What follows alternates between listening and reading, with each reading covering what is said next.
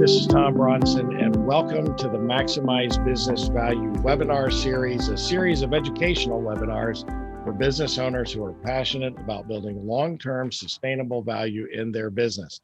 So in this episode, we're episode 6 of this series, and so far we've attacked things that you can do in finance and operations and human resources and sales and marketing. You can find replays of those webinars on our YouTube channel, the Maximize Business Value YouTube channel. By the way, if you go to the channel, be sure to click the subscribe button and you'll be notified whenever we have new content. We just posted a bunch of new content this week.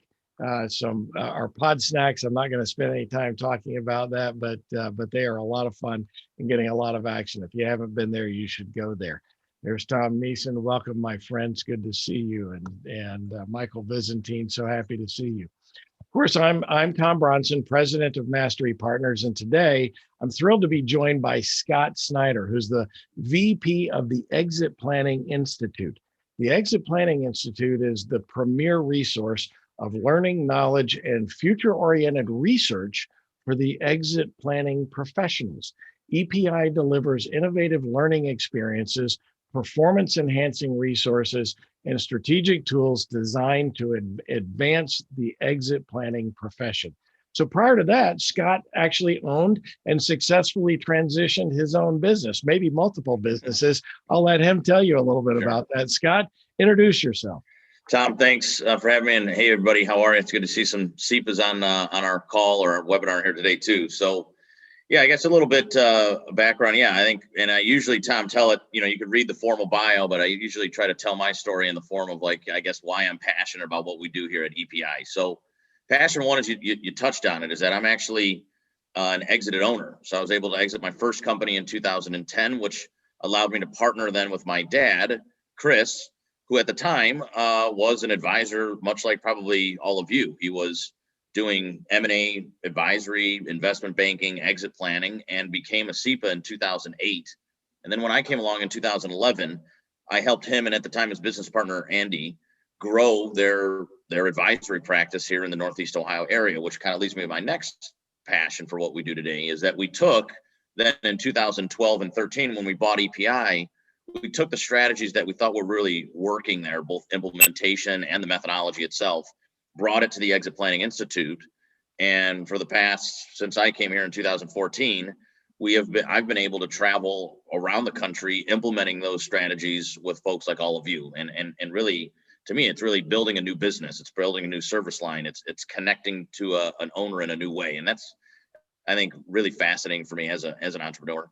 And last but not least, I'm a millennial entrepreneur at 35 years old. So I actually think that our next challenge is yet to come, right? So as we're helping the baby boomers transition, we're educating the next generation of business owners on how to really run what I would consider not just a successful company, but a significant one. And it always sounds a little corny to me, but I really do think that over the next 10 to 15 years, when guys like me are turning 45 or 50 or 55, that if we can all do this right, that we will have way better small and lower middle market companies in the United States. I think it's a massive opportunity for all of us and everybody in the marketplace and in the United States. I think it's that big, which is probably my main reason I'm here. I don't think that's cornball at all. Yeah. I totally agree with you. More business owners, as I'm fond of saying, every business owner should define their exit strategy when they get into business because it helps them make better decisions, right? I just think it's so important. And so it's never too early to think about what your exit strategy is. But before we jump into our topic today, let's refresh on why we do this webinar series. 72% of business owners have no exit strategy at all. That came from research from the Exit Planning Institute. And 48% of business owners who want to sell their business right now, have no exit strategy. That's part of the reason that 83% of attempted transitions never reach the finish line. Our team at Mastery Partners have combined 500 successful business transitions under our belt, And we're here to help every business owner get into that elusive 17% that can actually transition their business when and how they want to for the value that they're looking for. So that's why we're here. Well, as I start with this every time, do you know the value of your business? And if you do, when you think about the value of your business, is this how it makes you feel? Or when you think about the value of your business, is this what it makes you feel like? Actually, most business owners don't know the value of their business, and this is probably how they would feel if they really understood that value. So, today we're going to talk about a lot of things that you can do to improve business value. My charge to you is take notes, and at the end, pick 3 things that you will start doing today in your business to improve business value. To help you with that, Kim has already put a form in the chat for you to take notes, or you can do what I do. I keep my little legal yellow pad here and I take notes because I'm going to learn some stuff from Scott today too. So I'm not immune to that 3 points either. It's going to feel a little like during this session that we're drinking from a fire hose because we got a lot to talk about. But I want you to take notes on the things that are those burning issues for you. And at the end, I'm going to challenge you to write down the 3 takeaways that you plan on taking action on. So in this series, we talk about lots of things. Today, we're focused on assembling a killer transition team. If you have any questions, put them into the chat box and we will get to them at the end. So let's jump into today's topic. We separate transition team participants into 2 primary categories. We call them core advisors and specialists. So core advisors are the advisors that you need regardless of your type of transition, whether it's an internal transition or external to a third party. Specialists may also be needed for specific areas or for specific types of transactions, like an ESOP or a transition to family or an external sale, et cetera. We're going to start by talking about the core advisors today. And by the way, let me add this in. By the way, you can learn more about these advisors in our ebook called Assembling the Ultimate Transition Team. Kim's just dropped that right into the chat box. And so you can download that. It's free. It's available right on our website. Kim put it in the chat box to make it easy for you to get to. So let's start with a SEPA. What the heck is a SEPA? We actually have several SEPAs on the line with us today. The first person I think every business owner should find to start assembling their ultimate transition team is a certified exit planning advisor, or SEPA. A professional with the SEPA designation goes through rigorous training, think MBA style, and sits for a 4-hour proctored exam to learn or to earn that certification. A SEPA can help you make informed decisions regarding your exit strategy. Now, I happen to be a SEPA, and Scott runs the Exit Planning Institute, the certifying body for SEPA. So, Scott, tell us a little bit about why SEPAs are important, and maybe the most important first person to add to a transition team.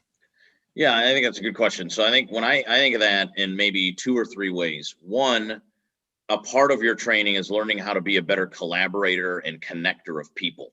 So whether that's a team of advisors, or maybe in some cases, if it's the type of SEPA that's going in and working with the owner, could it be helping the owner organize his or her team? So I think collaborator, connector, team player. Then I think of the 3 legs of the stool. These advisors are trained to look at a business and the owner that owns that business, or owners, in a more holistic way. And so, we're talking about stats. Like, one of the Price Waterhouse stats I think we always see in our market is 75% of owners profoundly regret selling their business a year after selling it.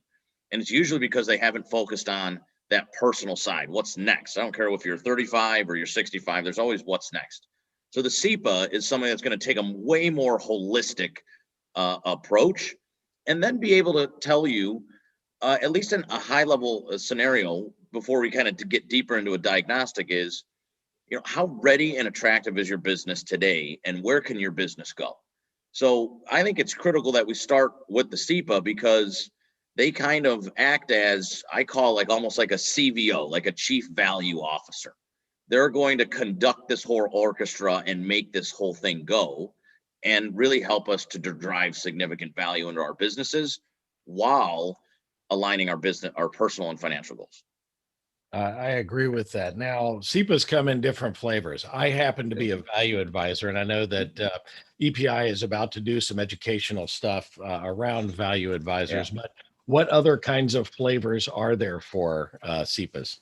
Yeah, I think this is like the great debate in our market today, right? It's like, who is an exit planning advisor? Is it guys like Tom who get in there and really work with the business to create significant value so that it is transferable?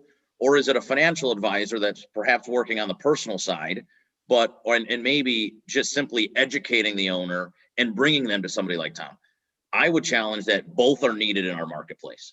And so we need equal amounts of people educating owners and connecting owners with the right people, as we do folks like Tom who come in and do the work as well as the personal side of things and a personal financial side.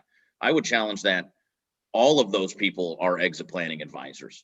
So the big three that we see at the Exit Planning Institute are certainly folks like Tom, who are what we would consider a value advisor, concentrated primarily probably on strategic growth, value growth, the consultative side. The other group is we see CPAs. They're like what we would consider like a multi-service firm. They're adding in exit planning as something they might be already doing. They might do some or all of the methodology. They might bring in Tom for the actual value creation work, and they might do the triggering event, which we would call like an enterprise value assessment paired with a valuation.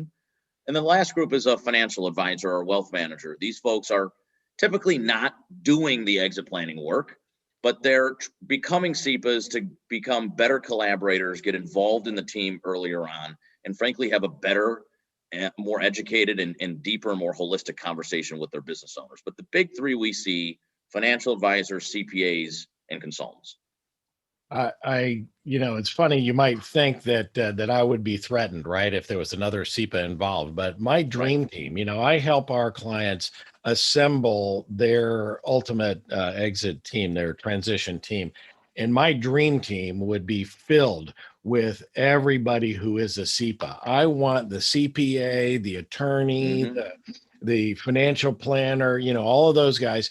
If I've never been able to do it yet, but I have a dream that one day the entire team are SEPAs. And the reason for that is we speak the same language, right? We understand, we can speak in shorthand, right? We know. And there's also a lesser designation. I forget what you guys call it. It's a certified advisor. There's the certified exit planning advisor, which you've obviously described. And I think that I'm actually not saying that everybody should be a SEPA. I am saying, though, that every person working with an owner should know about value creation or value acceleration and exit planning. So we also have at EPI like a certificate of completion in exit planning, which is what Tom has gone through and what many of us here have gone through is probably 40 hours worth of training over the course of a week, 20 different modules, 11 different faculty members. And that's right for some. And then other folks on the team perhaps could have this certificate, which is only 6 modules. And it really concentrates on learning the value acceleration methodology. So for us at EPI, it's the way in which exit planning is done. I love it. I love to work with other SEPAs. So that's very exciting. The next person that I think that every business owner needs is a great CPA. Almost everybody has a CPA, but my question is your CPA proactive or reactive? If you're not large enough to have a CFO, your CPA should act as a surrogate CFO. But if you are large enough to have a CFO, then your CPA should be your trusted advisor, right? CPAs are taskmasters, but they see a lot of the world around them. When I talk to business owners and I ask them, how do you interact with your CPA? And the answer is, I talk to them once a year at tax time. I'm thinking, all right, you either need to engage them more, or B, you need to find a new CPA. So Scott, why don't you weigh in on CPAs? Yeah, I think CPAs are critical. I think it's like, if you look, you talked about state of owner readiness survey. We've done multiple over the years, and time again, when the owners ask who is their most trusted advisor, up to like 40% of owners are saying it's their CPA. So they're kind of already in that seat. So I think it's critical that CPAs understand something about exit planning. But beyond that, I think that when I think of CPAs, I think you said it right, where it's like, if you don't have a CFO your CPA might be kind of acting as such for you. And when I think of the CPA as an owner myself, I want them to know my real number and my tax number, right? So any business owner that's listening to this, I want to know both, right? And so the CPA allows me to make sure I have the proper add backs, make sure I'm looking at both sets of financials, because as an owner, we got to make making daily or quarterly or big strategic decisions based on both numbers, right? And so I think that the CPA is going to be critical in that path. They already sit in a most trusted advisor seat. I think if they become a little bit more well-rounded in the personal financial, work together on the team, provide that real number versus that tax number, I really think that that person is even more critical than ever before. Absolutely. I love it when I have a CPA who knows as much about a business as the business owner does. And that is so critical, I think. Now, just like CPAs, though, attorneys are not all cut from the same cloth. Attorneys specialize just like doctors, and you should always keep, in my opinion, a good business attorney handy. So somebody that you can treat as sort of your general counsel. I've had businesses that were large enough to have a general counsel on staff, but one of my tricks is I always rented a general counsel. I would put them on retainer and say, hey, look, I'm going to pay you for 5 or 10 hours a month. Give me an advantage rate because I'm going to pay you that every month. But I want your advice when I need it and not feel like I'm going to get nickeled and dimed at, $500 an hour, for a 10-minute phone call, right? So I always had somebody on staff. But you might also need, in addition to a general counsel, you might also need an estate planning attorney and possibly a tax attorney, depending on the circumstances. But it's extremely unlikely that you're going to find all three of those attorneys in the same person. So either you need a firm that's a little bit larger that has all of that, or you need to find individuals that work that way. Scott, you want to weigh in on that? Yeah, I would totally agree. Even looking at our own business, I try to use Exit Planning Institute, both as education and advisory, but we're also owners. So how would we implement what we're teaching everybody? But I think you're right on the spot, is that we work with one Cleveland-based firm. We have a point of contact there who's technically, I would say his trade is real estate, but he's also a SEPA, actually. And so has that well-rounded mentality. So what I like about sitting down with Hal is that Hal can he kind of fills that empty seat, right? So he understands what we all understand and then connects me to the right people, particularly in your case, as you were talking about, if I have a license agreement I need, if I have an estate thing that dad needs to talk about, there's 2 or 3 or 4 different attorneys within that one firm that we work with. But I think it's about finding the right fit for you: price, style, personality of the firm. Yes, and a lot of times small business owners avoid calling attorneys, right, and getting them involved, and that's my favorite trick is what I already described. Find one that you like and put them on a retainer, a couple hours a month, right? Because then you're not worried about doing that. Now, when I did that in my last company, I had a guy on 10 hours a month, and I told my team, use it. It's a use it or lose it, right? And right. So if you've got an agreement that, I don't know, we had 250 people in the firm. If you've got an agreement, send it to him, because that's what we pay him for, right? And it's good to have somebody like that, on your side. Now, when our clients go through our process, and I'll tell you more about that later, we always ask if they have a wealth management firm or a financial advisor. Now, you may or may not be surprised to learn that many business owners don't have one, because primarily 100% of their net worth is tied up in the business, right? To those business owners, I say, perhaps you don't understand what a financial planner does. And it's one of the first things. If they don't, we talk about their CPA, we talk about their attorney, we talk about, some other folks, but one of the first things that I ask them to engage with is a financial planner. Those are the folks that help business owners understand exactly how much they'll need to retire on with their lifestyle for the duration of their life expectancy. So, Scott, what are your thoughts about wealth managers?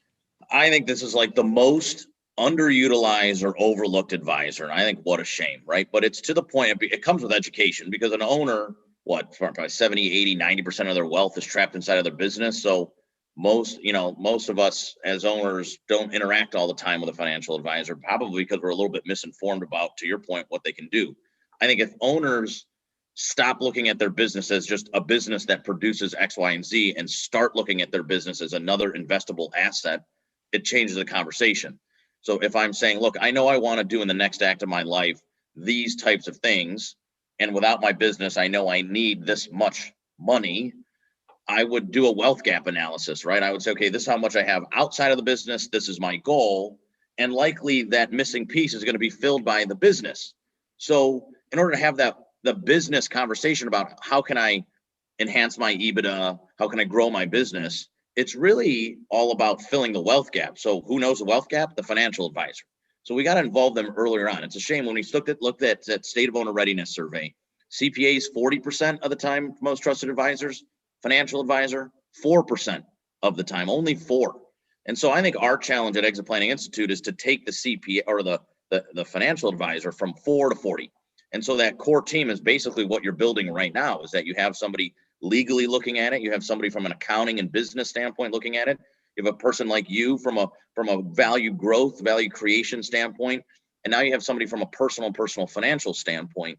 And then beyond that, if you're thinking about growing a business, we're also going to grow your EBITDA. So say you had $1 million and then next year you have $1.2 million. Well, we had 200,000 more dollars. What are we doing with it? Are we reinvesting in the business? Are we taking some out of the business and putting it into other investable assets? Who's conducting that orchestra? That's a financial advisor. So as we grow our company as owners, we're likely growing EBITDA as well, which means our business should have more cash. And it's a conversation of, do we keep it in the business? Do we take it out as owners? And where do we invest it? That's the financial advisor. I think it's the most overlooked advisor on the team. I think that we need to get them way more involved. I totally agree. We have a great one actually online with us today, Jeff Sandine, who does a lot of great work. We work together Yeah. with a lot of folks, and he'd been working with EPI for a while. So Yeah. now I think my biggest takeaway so far is thinking of your business as an investable asset. I mean, that's something that business owners don't do. They don't think about it that way. And you're right, that changes the paradigm, right? About the way you think about your business. I love that. Thank you for tossing that out there. Now, once upon a time, you needed to have a different advisor for wealth management and insurance, but now the lines are somewhat blurred between these two professions. But make no mistake, each function is important in crafting your desired outcome. So, both roles sometimes may be filled by the same person. It's like, I know, for example, Jeff does not only, investable assets, but he also does life insurance and planning and things like that. So a lot of times it can be the same person, but sometimes it's not the same person. So Scott, any thoughts on insurance professionals? Yeah, I think a lot of the times it could be one and the same. We keep them separate. So me and Chris have 2 different personal financial advisors that obviously also sit at our table for our business. And then we have a separate risk advisor. And so that could be like general business liability insurance. Our cars all flow through there, but then more significant things like a life insurance policy and things like that. So I do think that they could be one and the same. For us, they're 2 different types of people. And again, all CEPAs though. So we're all still talking. We try to use our own folks. So all still talking the same language, but we use, they're 2 different folks for us. Yeah, in many cases, that's the case. That's the same thing for me. I have different wealth managers than I do insurance professionals. But I was with a client yesterday that we're starting on the path of the value acceleration, which we'll talk about later. But they use the same person, right, for both of these roles. Totally fine, as long as they're both well educated in those 2 distinct areas. But you need to have both of those. It might be the same person. Now, one of them that is interesting to me is the banker. So if your banker is just another vendor for your business, then you might need a new banker. And I'm not talking about an investment banker here. I'm talking about the guy, that where your checking account is and lines of credit. In addition to providing lines of credit and financing needs, a really great banker can provide a window to kind of the larger world and can provide valuable perspective if asked. So, Scott, are there any bankers. I mean, traditional bankers, Yeah. lenders that are SEPAs. And why don't Sure. you weigh in on your thought about bankers? Yeah, I would say that also critical, especially if you're going to venture into value growth, right? How are we funding this thing? And sometimes when you venture into what we would consider like advanced value growth, it means like, okay, we're going to go by 10, we're going to grow 10 or 12x, and we're going to do it by buying companies, or if we have a lot of real estate. So I do think this is another critical part to the team. But I would say, yeah, we do definitely have SEPAs that are bankers. I always think about, I kind of laugh, Tom, because I always think about my grandpa. My grandpa was a banker, and he used to sit me down like little Scott on his knee. And he used to be like, okay, one day you're going to be an entrepreneur and you need to have a great relationship with your banker. And so like from literally I can remember, and he would maybe bias because he was a banker, right? But it was like, I can remember it being like one of my first ever business lessons as like a little guy, like, okay, I got to have a really good, and I've had the same relationship manager at Key Bank since I've been 15 years old. The first time I opened up a checking account. I'm 35 now. Her name is Cindy, Wow. and No she's kidding. nurse Cindy. Yeah. So she and we have Cindy for my personal stuff, and we have Mike who does all of our business stuff. Neither are SEPAs, but both, they always challenge, because I'm like, Mike, you had a phone call with me. We're in a family business with Dad, and you didn't ask anything about my business. Like, right? Like, if you just ask a question, there's probably something that we could do together, because we're also a growing company. So, but yeah, anyways, I think that a banker's critical, especially in a high growth company. Yeah, I totally agree. You know, it's funny, bankers kind of come in, I put them into two categories. One group of bankers doesn't want to talk about transition strategies for their business owners because they don't want to lose the business, right? They're afraid that they're going to lose the business. But what I say to them is every business is going to transition. And the more involved Yeah. you are, perhaps you can finance that transition. Perhaps, in fact, that was the conversation I had yesterday. The bank is very involved with the client. They're going to be doing an internal transition to managers. And the bank stepped right up and said, we're ready to loan you the money tomorrow, right? I mean, so they're going to get a piece of this transaction. And then you've got the bankers that get involved and can do that. And by the way, in what I do in helping companies think about ways to improve value, a lot of times they need to borrow money in order to invest it, in order to grow. And so a banker that doesn't think like that is really kind of missing out on a great opportunity to get a deeper relationship.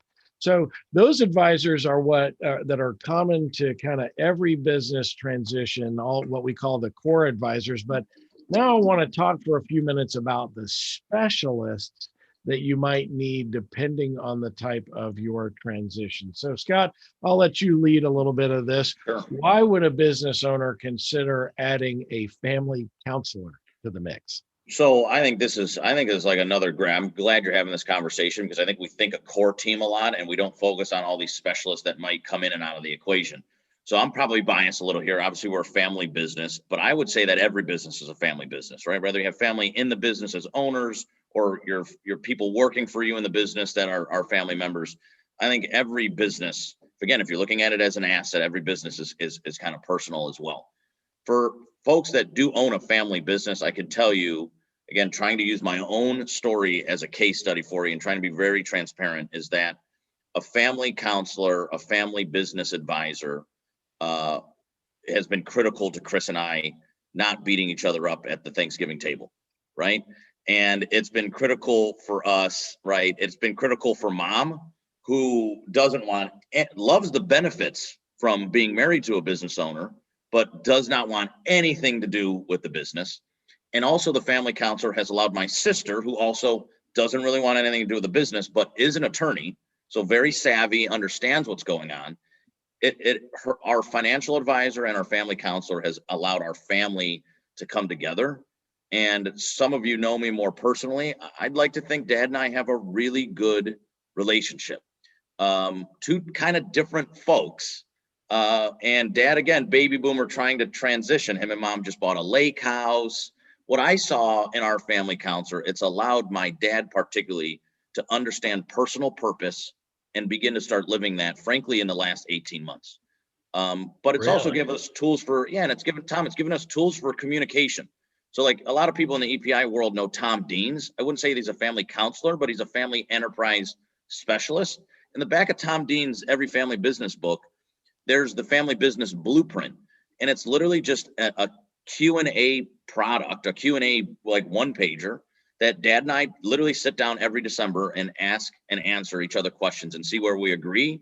And then if I'm a yes and he's a no, well, we got to have some conversation with that.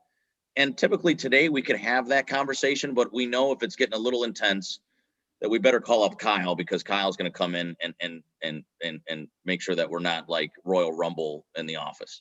So I think it's critical, especially in a family business, for sure. Of course, I know both you and your dad, Yeah. and you guys are both strong-willed. Yes, we are. Yeah. So you can only imagine the debate that's happening in our office, right? And then that spills over into the Christmas holiday, and Mom's sitting there. She walks away. I have to say, Mom, what's wrong? She's crying in the kitchen. She's like, Scott, Chris, stop talking about business. And we lean on our family counselor to say, remember what we were taught. Let's move on from this. We'll take care of this the next day. It's honestly been, as a family business owner, Tom, it's been critical to Chris and I's success recently. I'll tell you what, I really wish that I'd had this advice years ago. There was a time in my life, it's been 30 plus years, where I was in a family business where it not only involved Dad, but also Mom. She was our CFO. My brother and I, all four of us working in the business, and we couldn't escape. Thanksgiving dinner was about the business, right? And that's the way I saw them grow up. I wish that we'd had somebody. Ultimately, my brother and I bought that business and turned it into something else. But that's amazing. And I think tomorrow, EPI, the chapter here in Dallas, the speaker is Amy Wirt. Doesn't she work with family businesses? Cool.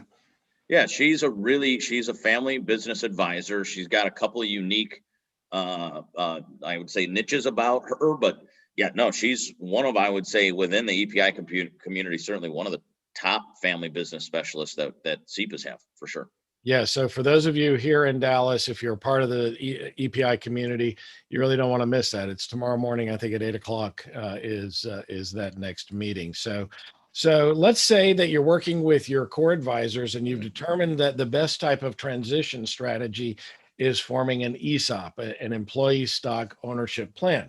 So in that case, you definitely need to engage with a firm that specializes in ESOP. This is going to be potentially attorneys that specialize this and other advisors that specialize in ESOPs. Don't rely just on the other folks. You want people who specialize. Scott, what are your thoughts on that? Yeah, I think this is pretty unique exit option. I think employee ownership is intriguing to a lot of owners generally, ESOP being one of those employee options. And I would say this is, in my opinion, when I think of this, both as somebody looking at it from an owner standpoint and from an EPI standpoint, this is pretty unique. And so I think that having a specialist that will allow us to understand, one, if it's the right option for us, and if it is, how do we set this thing up, I think is critical. For sure.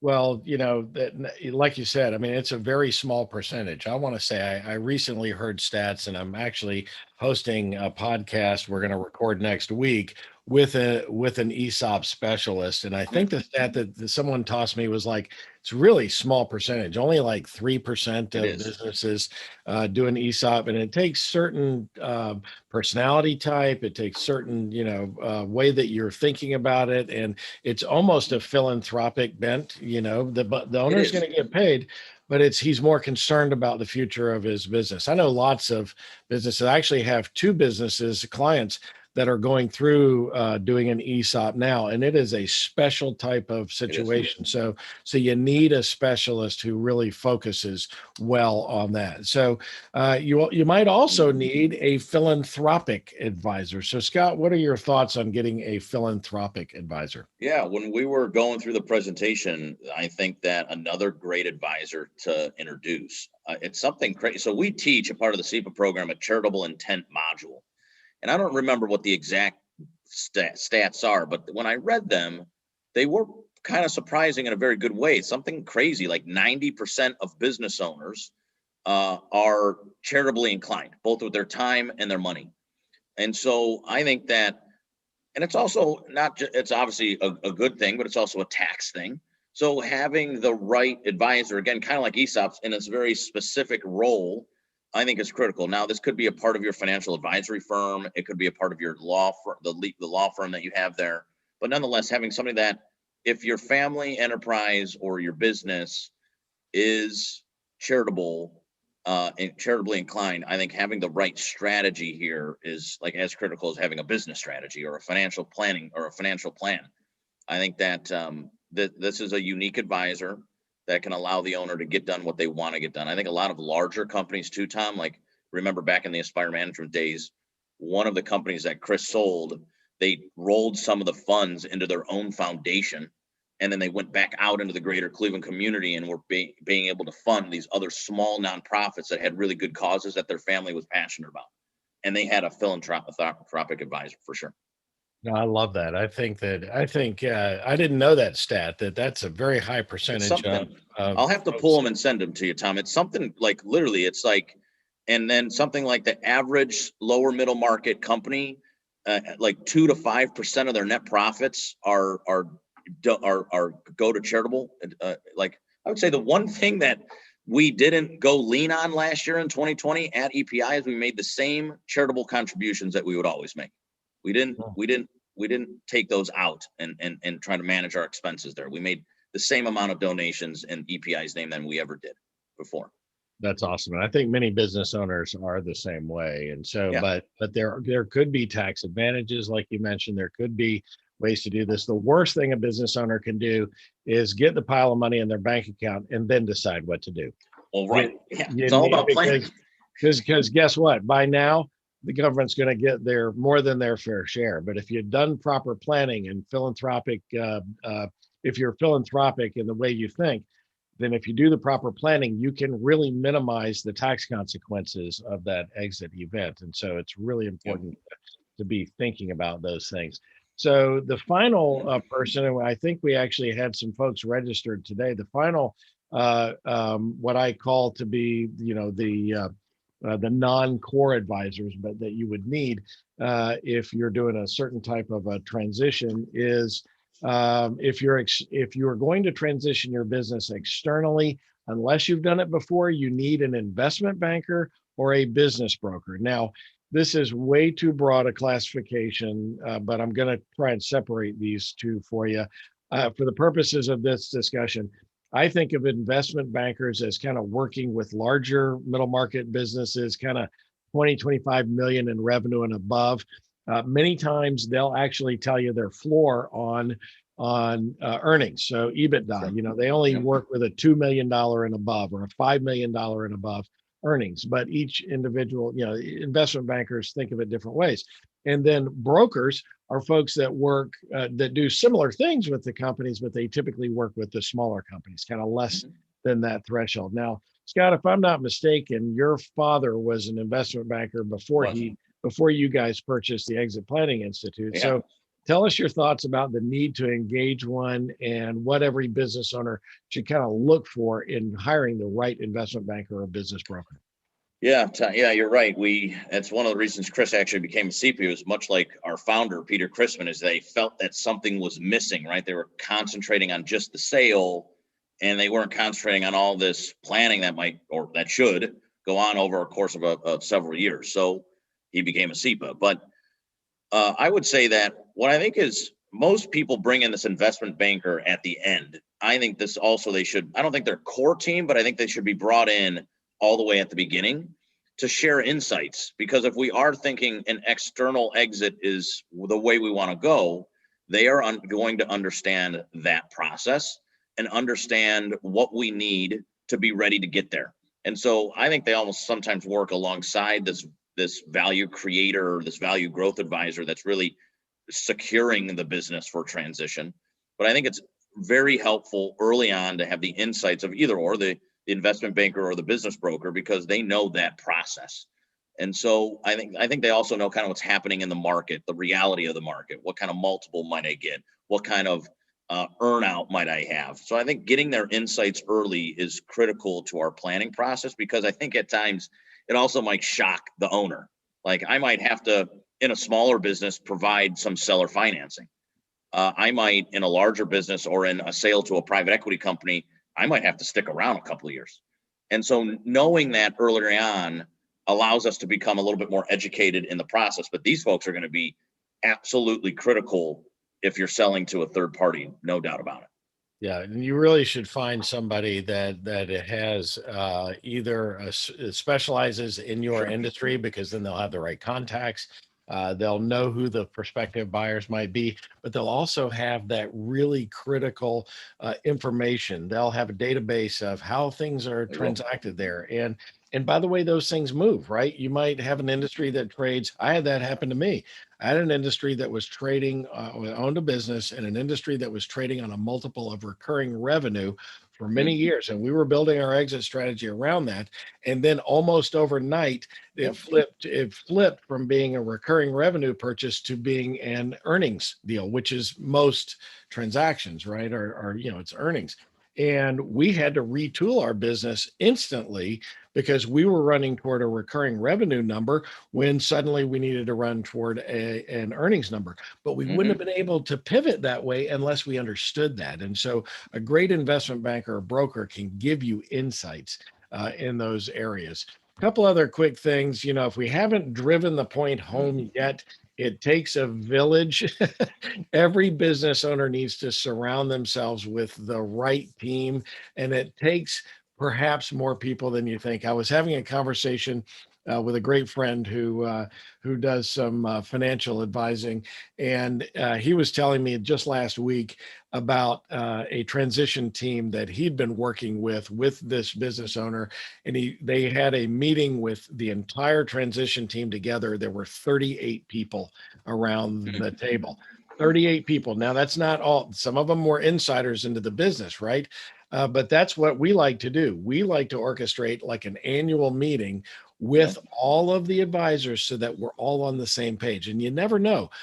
When you're talking about the strategy, the financial advisor might say, "Yeah, but have you considered this?" Or the CPA might look at the attorney and go, "Yeah, Mhm. but we've done this. Have you thought about this type?" And it's important to get kind of everybody on the same page. And so we really love to do that around. And I call it kind of your transition advisor team, right? And they should get together on a regular basis. Um, and we, of course, say this a lot, and I wanted to bring this up before we're done, and that is business owners, get an estimate of what your business is worth. A broker, an investment banker can do that.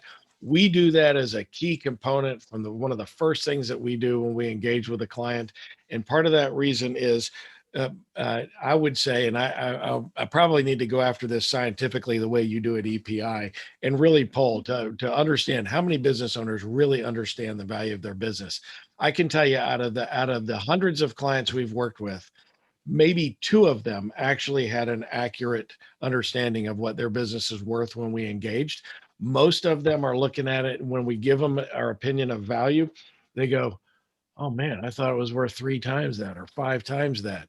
And when you dig deeper, what you find is that most business owners tie the value of their business to what they think they need to retire on. And Mhm. that's not, and that's not, and when I finally get to that answer, I say, "Oh, so that's the number your financial advisor gave you." And they'll go, Mhm. "Well, what do you mean? I don't have a financial advisor." And then we engage in that whole conversation, Right. right? Yep. Because actually once working with a client, he says, "Yeah, I don't need a financial advisor. I'm pretty good with numbers. I was, I've got an accounting degree." "Oh, 5 million is the number then. Is that pre-tax or post-tax?" Right. And he stopped and went, "Yeah, maybe I need a financial advisor," right? Yep. You gotta get the value of your business, and it is never too early to define your exit strategy. I like the way you started this, Scott, that even millennial business owners should be thinking along these lines at the beginning, but certainly no later than 3 to 5 years before the intended transition. Mhm. It just pays to have folks look at the business early, because that way you can address issues long prior to that ultimate desired outcome. And I strongly recommend to every business owner that they need to engage with a SEPA way before the time that they think they should. So before we wrap up, Kim, I've seen things fly by here in the chat. Do we have any questions from the audience? Yeah, Michael Byzantine was asking if Mastery Partners has a list of recommended trusted advisors, CPAs, bankers, etc. That's funny. Of course, there's a couple of places you can go to the EPI website to find SEPAs, right? You can locate a SEPA in your area. But yes, Kim and I have actually been working on, and we're about to publish probably in the next 10 days, what I call my yellow pages, right? I've got a list of here are the categories where we have really great trusted relationships with folks that we are happy to share those with you. And of course, many of you on the line today are in that group, right? Michael, you'd be there. Certainly Tom Neeson, who was our guest last month on the podcast or on the webinar and a podcast. He would be on there. Jeff Sandine is definitely on that list. And so we do actually have that list. And so if you're looking for something specific, reach out to me and I will connect you with the right people. And I know that Scott can do the same thing. Other questions, Kim? Yeah, when is the next certificate in exit planning program online class? Sure. So we have one coming up. Well, there's one coming up in looking at a calendar right here, and in March, and then one in April, and then one in June. But what I would do is go to earnsepa.com, and you can see both the certificate class and then the full credential. I would look at both, and you could find all the dates and all the stuff that you need there. That's probably the best spot to go. Earnsepa.com. Of course, you guys, that's earnsepa.com. You guys had to pivot last year too, because you were traveling around the country. And honestly, I know you guys have only been to Dallas once and you haven't decided whether or not you'd come back. But, if it wasn't for you coming to Dallas, we may not have met, Scott. Yeah, isn't that wild? So, I know. And so we argue that this is a really strong market, and so we need to work harder on building that up. But you guys actually had to pivot your business last year because you were doing all these live events all over the country. You were on the road 200 days. What does it feel like to sleep in your own bed for I can tell you it's quite odd, actually. Like I was telling you guys before we went live that like I live in like a old farmhouse, like a century home, and like a kind of a rural area on the west side of Cleveland as you kind of move into the real farming country out here. And when you're not there a lot, you don't see stuff, right? And I live alone. It's just me. And so I'm like sitting in the home office or having dinner at the kitchen table or cooking, and there's a crack here. There's like a squeaky cabinet here, and you don't mind it when you're only home 150 days. But now you're like, ugh, like I probably got to fix that. That probably needs some paint. So it's cool sleeping in your own bed, although I probably need a new mattress. And I can tell you that the house needs some work. But it's been really weird. But from a business side, Tom, like, yeah, we totally pivoted our business. And that's like could be an hour-long webinar in and of itself. We've learned so much about folks like all of you, how to better serve our customers, and internally, the pivot of our company has brought our company together. If people that are CEPAs here that know us, if you thought we were cool and fun to work with back then, I can't wait till we get back to some more in-person stuff so you can see the team now. It is just more energy than we've ever had. And we've totally revamped core values. You talked about EOS. We're doing EOS. Like it's just a whole new world, Tom. As a business owner to business owner, I think when you have a major pivot that not just redefines a product or process, but redefines a culture and people, it's like one of the coolest things I've ever done in my career. That's awesome. We've done the same thing, of course. We've pivoted to a lot of online learning. We just started our mastery class. I'll explain a little bit about that kind of at the tail end of this. But it looks like another question, Scott, and only just in a couple of minutes. Can you briefly review the value acceleration methodology, and do all CEPAs walk their clients through the entire process? So the short answer to the last question is the value advisors would in some form. So like Tom probably went to the CEPA program, got some additional nuggets and framework, but he has his own process that he likely runs his clients through. That if you broke it down, probably in some way follows the value acceleration process.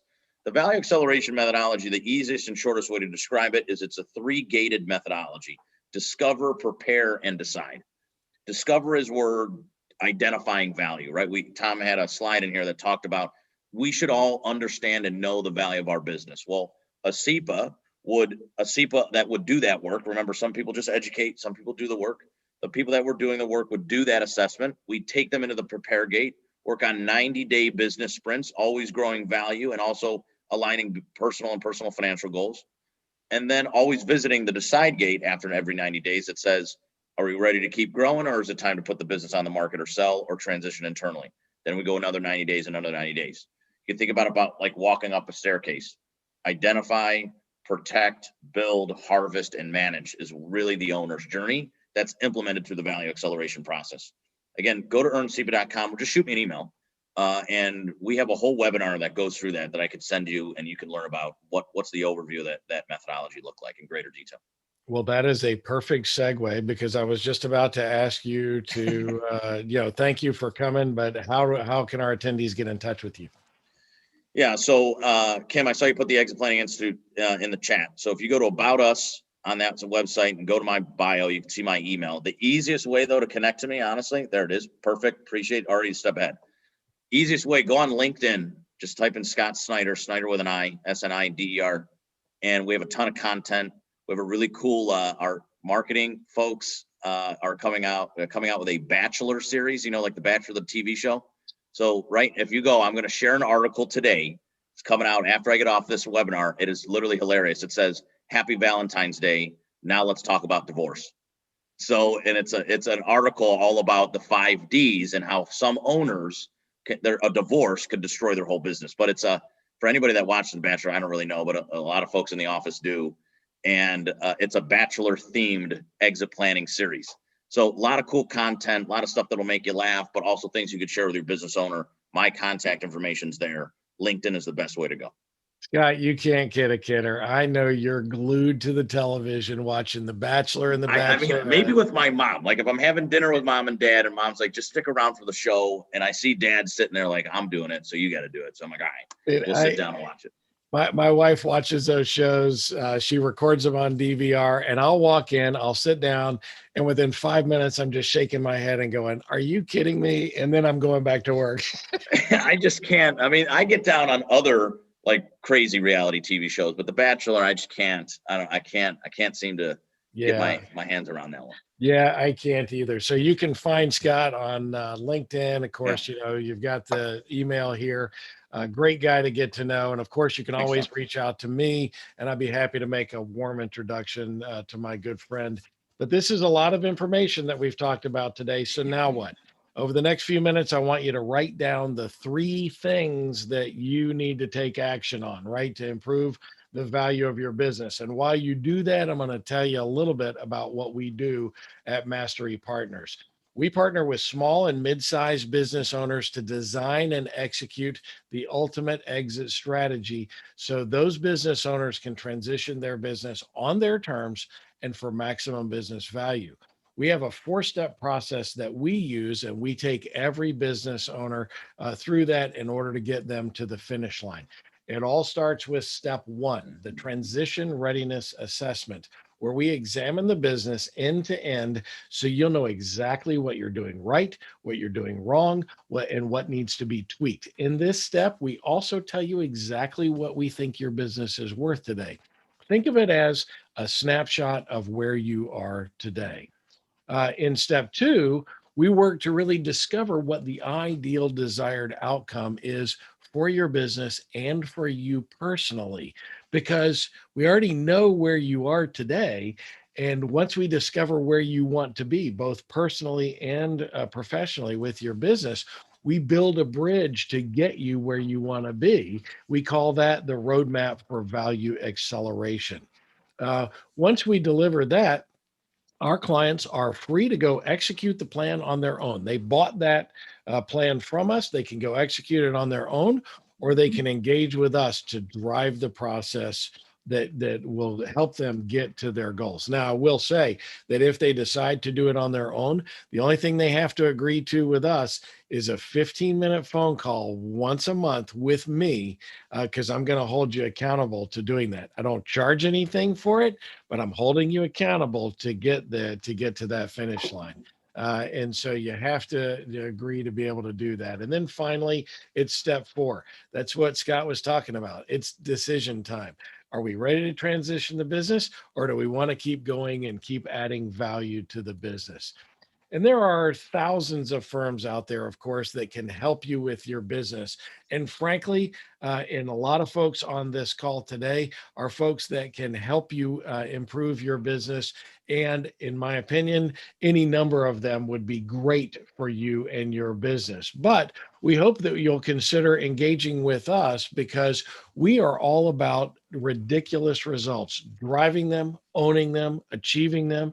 We're all about educating and helping business owners. It's like the reason that we do this webinar series. Man, I jumped out of bed this morning because I was excited we're going to be on the line and educating folks today. Frankly, that's the thing that gets me going and charged up. And it's all about creating massive value for business owners, just like I have in my 100 business transactions myself, as either the buyer or the seller. Where can you get some of this value that we're talking about? Well, first of all, you can go to our weekly podcast that comes out on Mondays. Kelsey's on the line here. She's the producer of our podcast.